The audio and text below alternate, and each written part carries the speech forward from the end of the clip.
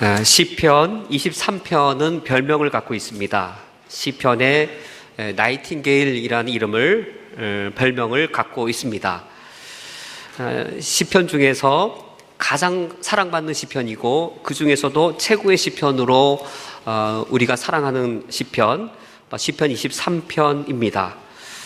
이러한 시편을 제가 좋아하게 된 것은 그리 오래되지 않습니다. 더 정확하게 표현하면 오랫동안 이 시편은 저에게 불편한 시편이었습니다. 이 시편을 읽으면 마음이 은혜로운 것이 아니라 내 삶과는 거리가 먼 이야기처럼 이 시편이 제게 다가왔기 때문입니다. 이 시편의 시인은 여호와는 나의 목자시니 내게 부족함이 없습니다 라고 고백을 하지만 내 삶에서는 그렇지 않았기 때문이죠. 나에게는 여호와는 나의 목자이셔도 내게는 부족함이 많습니다 라는 것이 저의 솔직한 고백이었습니다. 그런데 도대체 이 시인은 얼마나 좋은 하나님을 만났길래 이 시인은 푸른 풀밭으로 인도하시고 쉴만한 물가로 인도하시는 하나님을 노래하면서 여호와는 나의 목자시니 내게 부족함이 없습니다 라고 노래하는 겁니다. 저는 이 시인의 고백을 들으면서 제 머릿속에 떠오르는 것은 축복 많이 받은 박장로님, 하나님이 항상 사랑해 주시는 김권사님, 그런 분들이 떠오르면서 시편 23편은 내 이야기가 아니고 박장로님처럼 김권사님처럼 복 많이 받은 그런 다른 그리스도인의 이야기로 다가왔습니다. 내 삶과는 너무나도 거리가 먼 그런 시편의 이야기여서 저는 별로 이 이야기가 그렇게 불편한 그런 시편이었습니다. 하지만 그래도 이 시편이 시로 봤을 때는 아름다운 시편이고 그 내용으로 봤을 때도 매우 아름다운 내용인 것은 사실인 것이죠. 이러한 시편의, 이 멋진 시편의 메인 테마는 하나님과 이스라엘 백성을 양과 목자로 비유하면서 이 시편의 메인 테마는 목자로서의 하나님의 역할을 노래하는 것이었습니다. 양과 목자가 있을 때 양에 대한 목자의 역할은 어떤 것이었을까요? 그것이 이 시편의 메인 테마였습니다.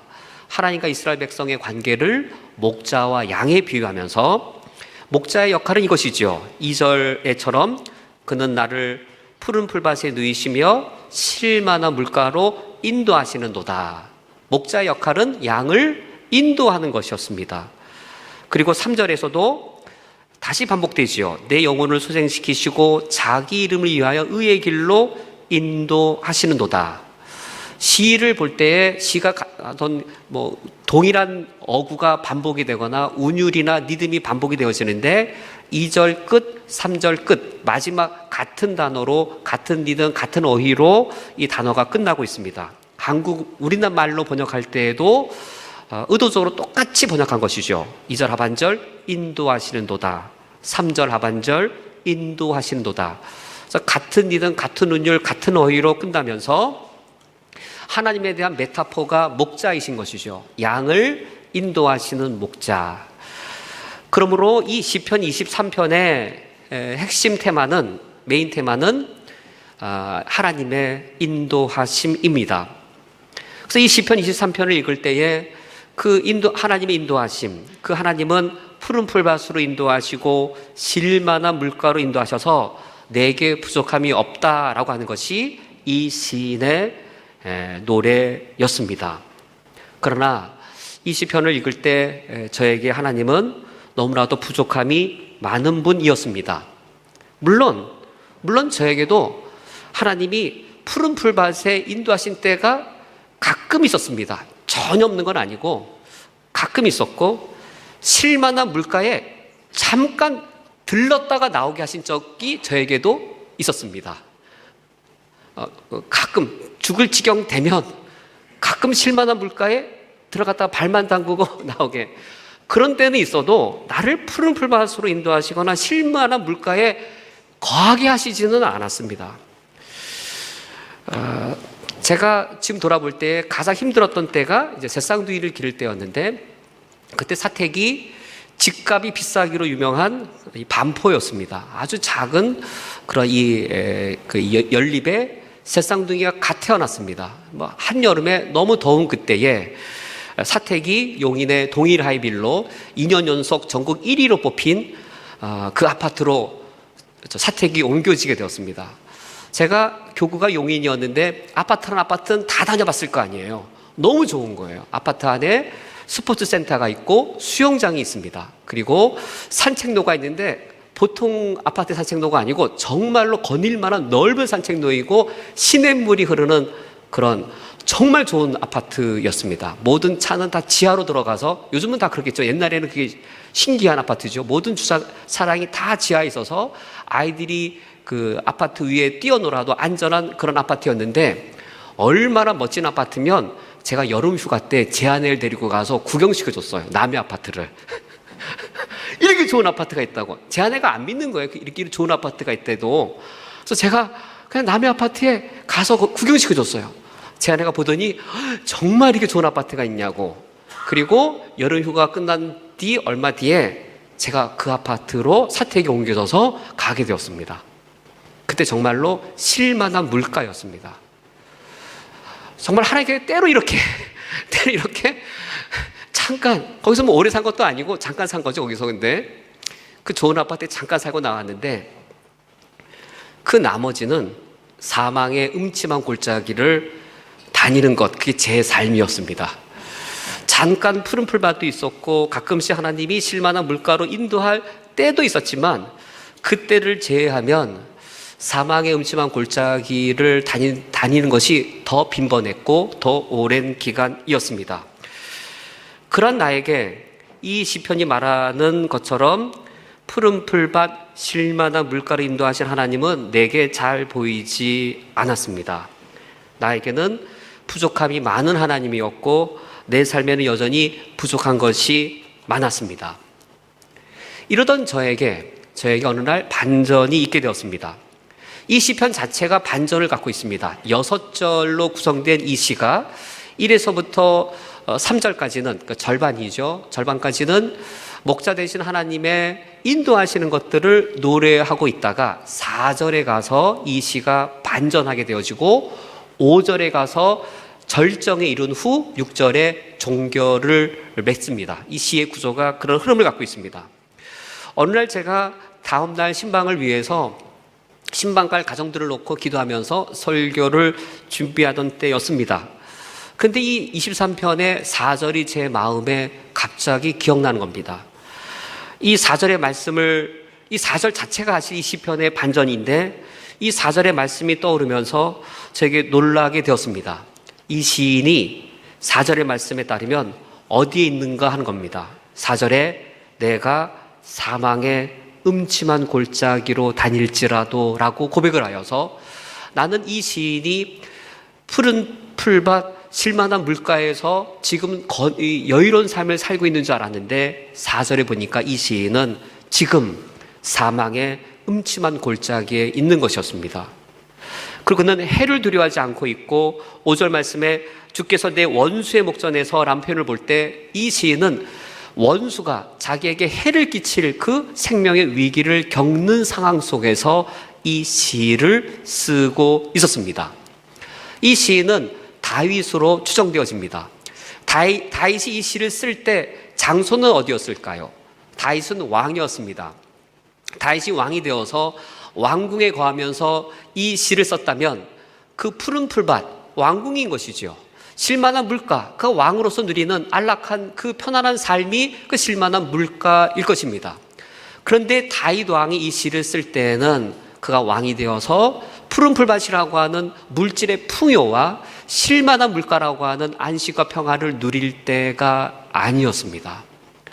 그의 원수가 다윗의 생명을 노리고 그를 쫓고, 그는 억울함 속에 그는 도망을 치면서 언제 죽임당할지 모르는 위기를 겪을 때, 곧 사망의 음침한 골짜기를 통과할 때에 이 시를 썼던 것이었습니다.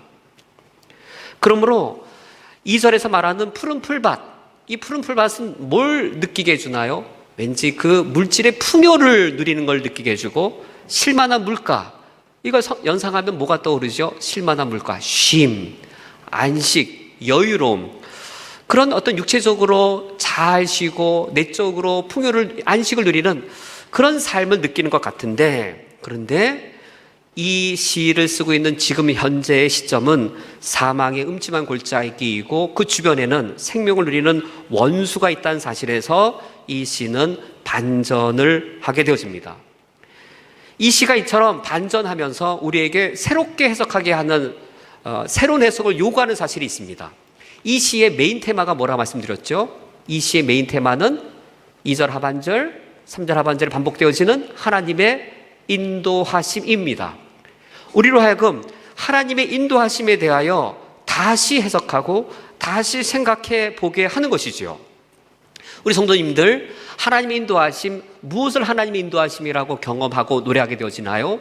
혹시 쿠웨이트에 오신 이후에 하나님의 나를 인도하셔서 쿠웨이트까지 오게 되었다라고 고백하시게 되었다면 무엇 때문에 그런 고백이 나오게 되셨는가요?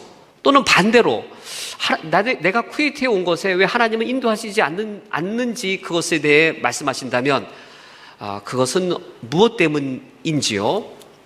하나님의 인도하심에 대하여 새롭게 해석할 것을 이 4절의 반전이 요구하고 있습니다. 우리는 푸른 풀밭, 실만한 물가를 만날 때면 하나님이 나를 여기로 인도하셨다.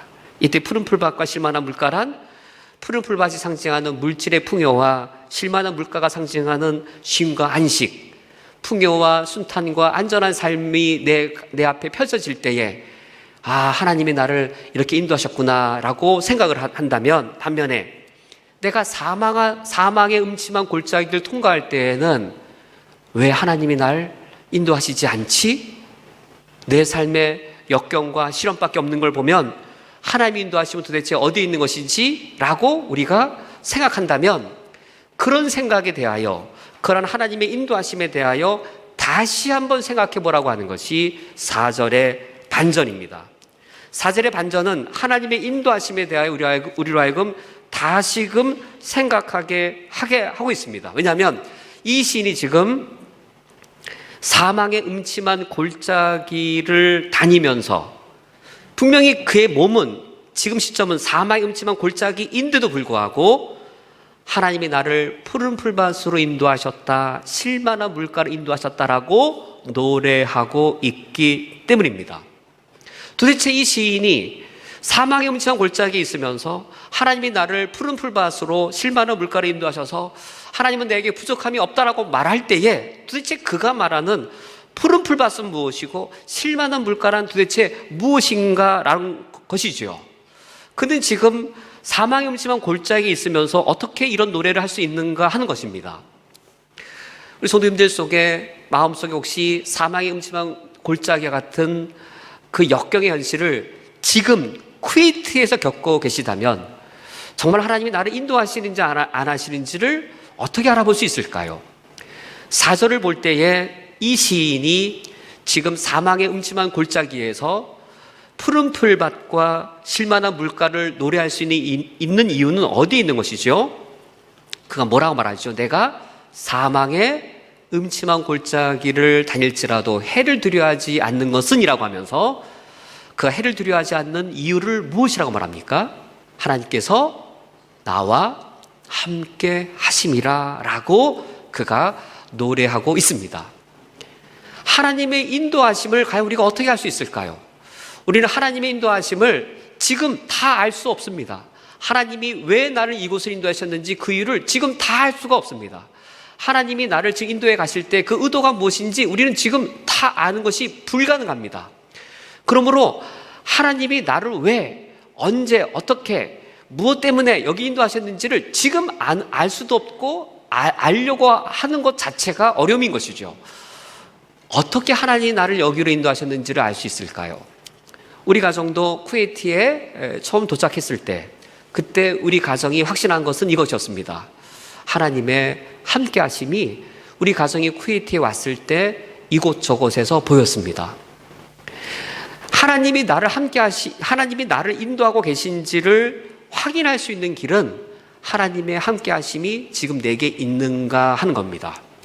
지금 내가 서 있는 곳에, 지금 내가 사망의 음침한 골짜기를 통과하고 있는 시점에 하나님의 함께 하심이 있다면 그것은 하나님의 인도하심이 있는 것입니다.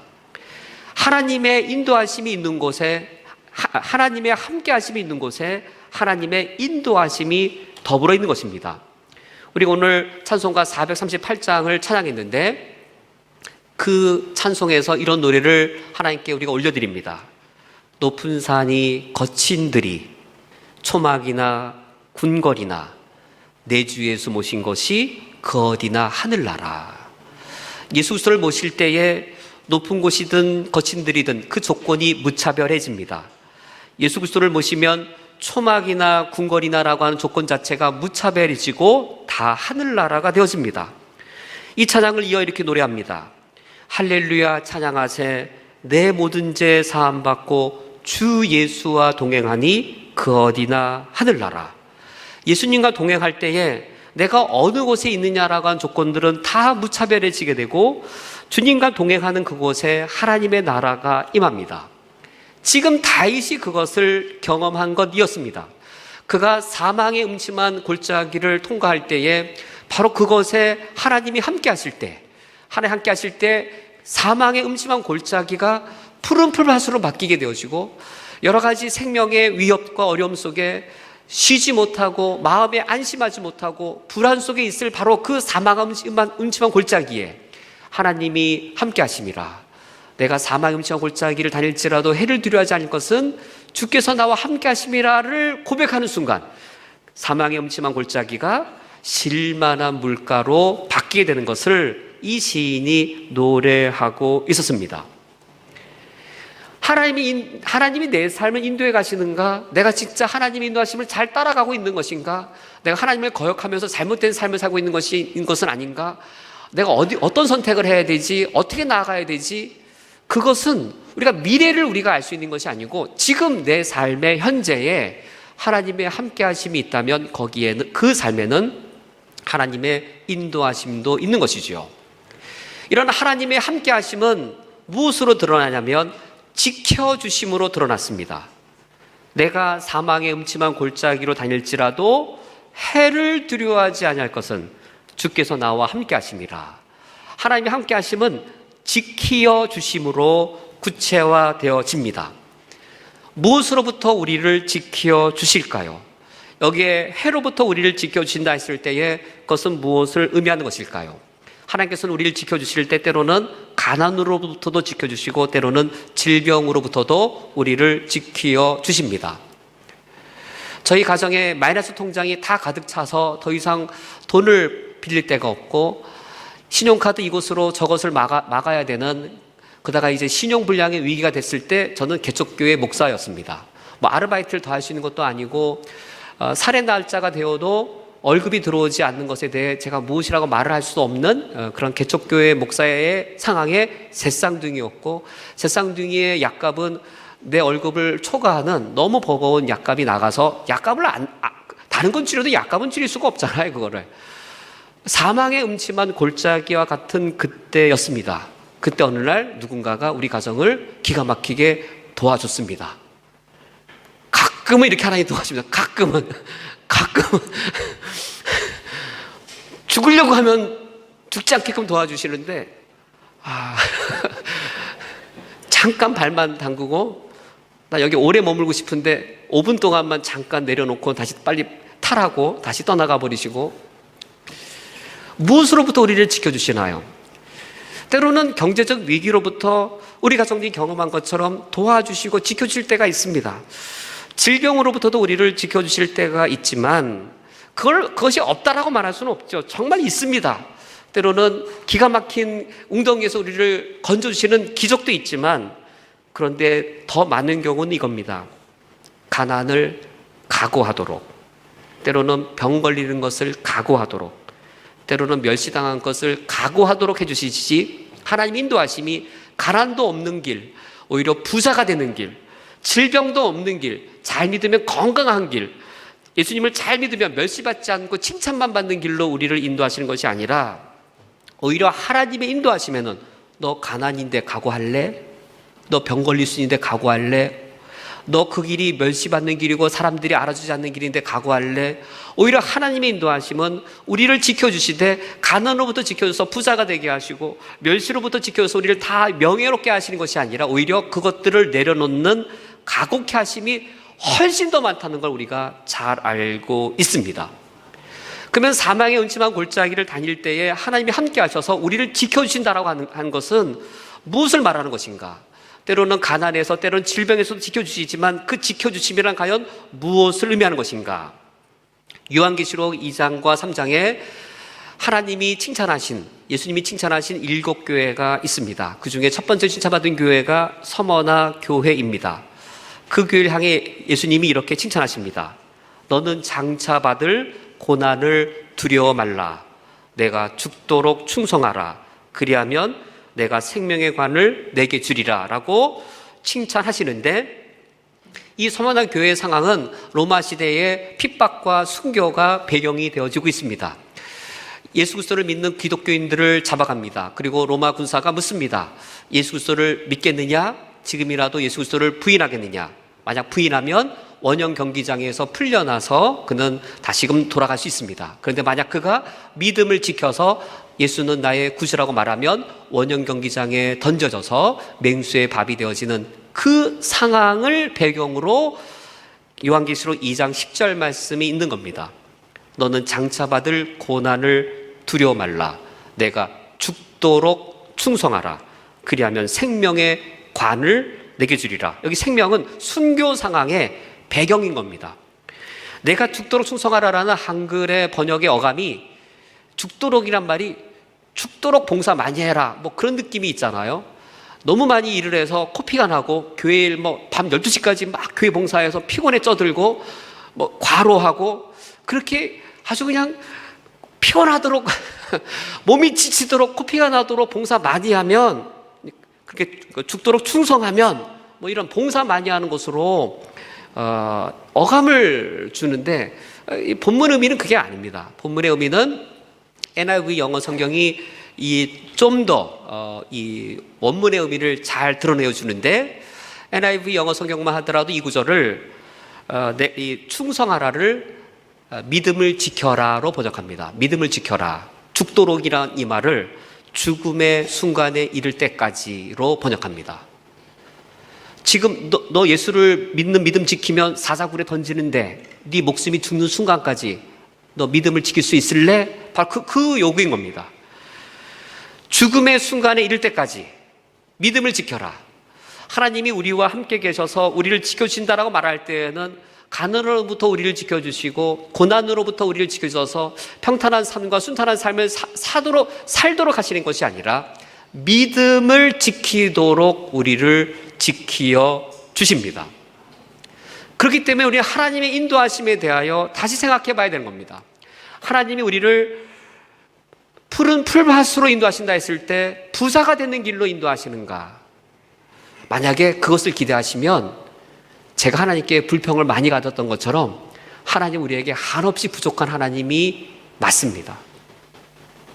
부자가 되는 길, 성공의 길, 형통의 길, 그 길을 가지고 하나님을 바라보면 여전히 하나님은 매일같이 나에게 부족한 것이 많아서 하나님 이거 주세요, 저거 주세요, 오늘은 왜 안 주세요, 정말 주세요, 난 부족한 게 많아요, 이거 주세요, 저거 주세요, 하나님 왜 이렇게 부족한 게 많아요? 라고 우리에게는 하나님은 너무나도 부족한 하나님으로 보일 겁니다.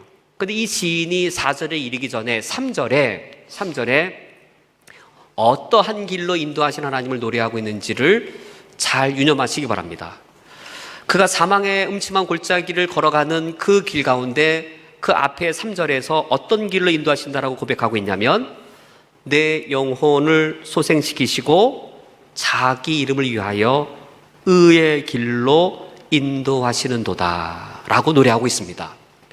지금 쿠웨이트에 오셔서 혹시 사망의 음침한 골짜기를 다니신 성도님이 계시다면 두 가지를 물어봐야 되는 것이죠. 하나님의 인도하심에 대한 해석을 달리 해보기 위해서 두 가지를 물어봐야 되는 것이죠. 4절 말씀대로 하나님의 함께 하심이 지금 나에게 있는가? 하나님 나를 지켜주시는 것이 정말 있는가? 내가 쿠웨이트에 왔더니 하나님이 기가 막히게 물질의 어려움으로부터 지켜주시고 건강의 어려움부터 지켜주실 뿐만 아니라 믿음을 지켜주고 계시는가? 정말 하나님이 나와 함께 계셔서 그런 지켜주심들이 있다면 하나님의 인도하심이 있는 겁니다. 그런 것들로 확인하는 것이죠.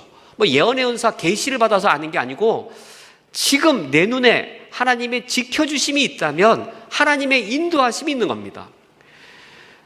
또 한 가지가 있는 것이죠.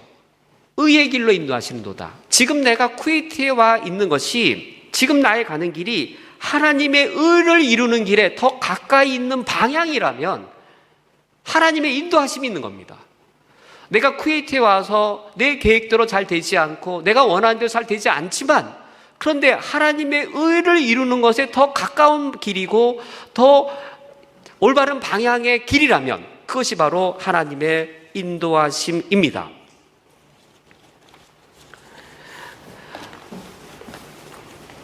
만약 나의 원함이 물질의 풍요여서 하나님이 나를 푸른 풀밭으로 인도해 주시기를 바란다면, 그러면 여호와는 나의 목자시니 주의 이름을 위하여 나를 부자가 되는 길로 인도해 주시리로다, 이렇게 기도하겠지만 하나님은 우리를 부자가 되는 길로 인도하시는 것이 아니라 의의 길로 우리를 인도하십니다.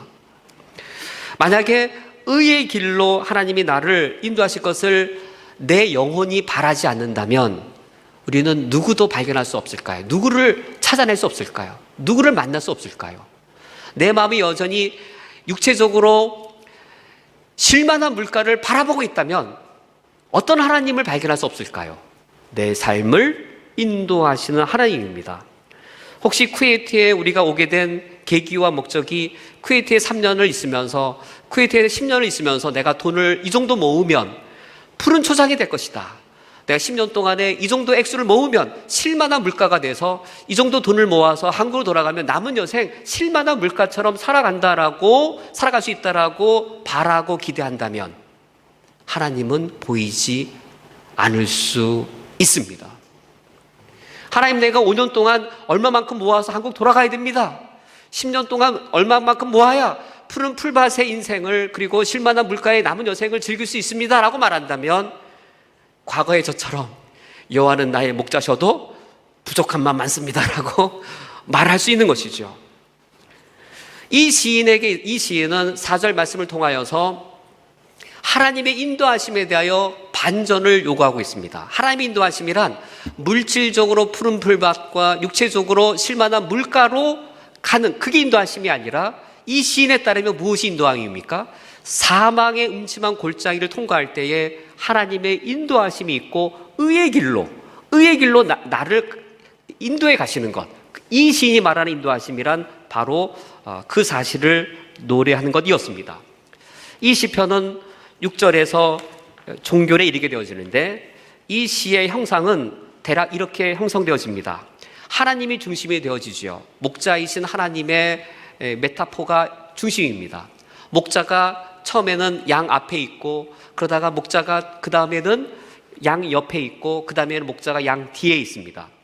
2절과 3절에서는 목자이신 여호와가 인도하신도다 라고 하여서 양들보다 앞장서 가서 인도해 가십니다. 그래서 4절에서는 주께서 나와 함께 하십니다 라고 노래하여서 목자이신 그 여호와가 양 옆에 함께 있습니다.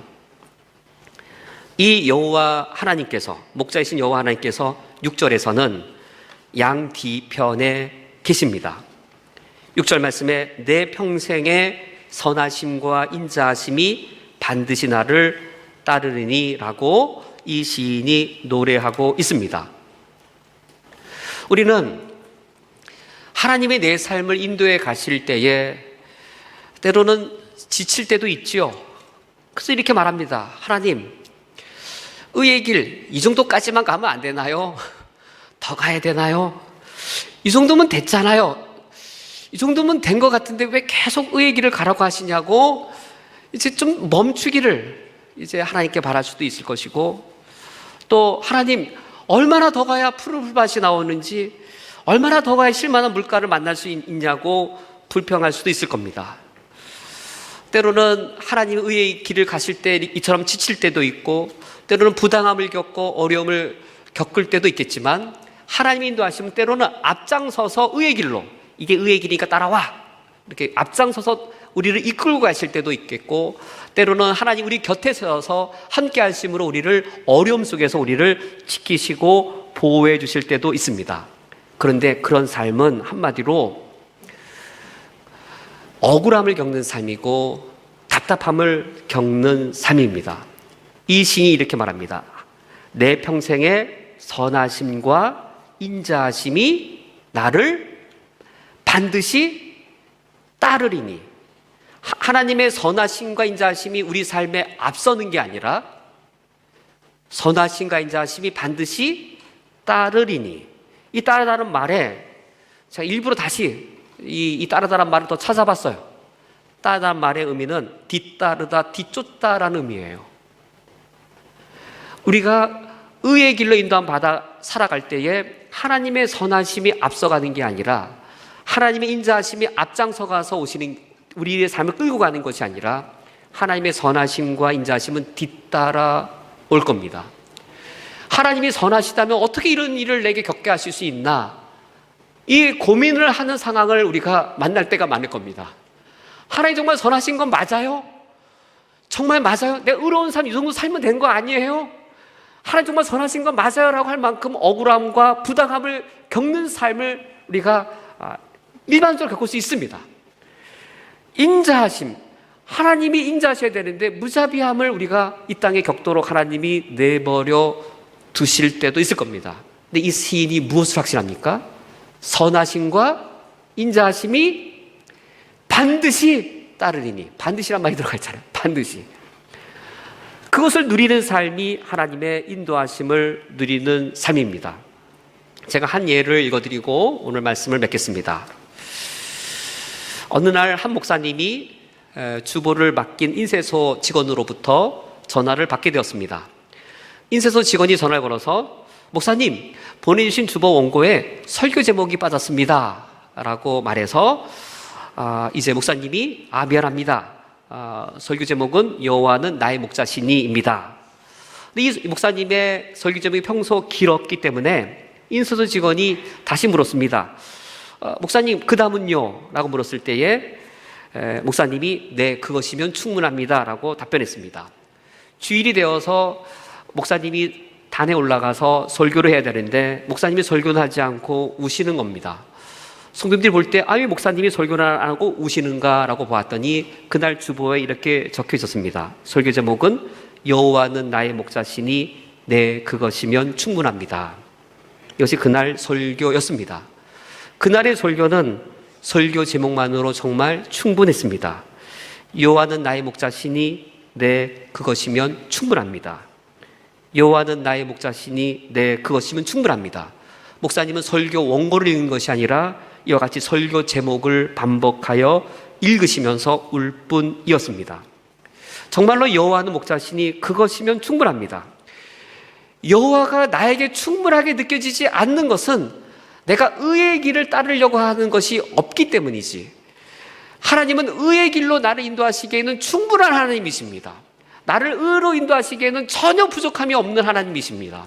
내가 물질의 축복을 바라고 인생의 안락을 바라기 때문에 하나님이 부족하게 느껴지는 것이지요. 이번 한 주간을 살아가실 때에 우리를 인도하신 하나님, 선한 목자가 되셔서 의의 길로 인도하신 그 하나님을 충만히 누리시기를 주님의 이름으로 축원드립니다.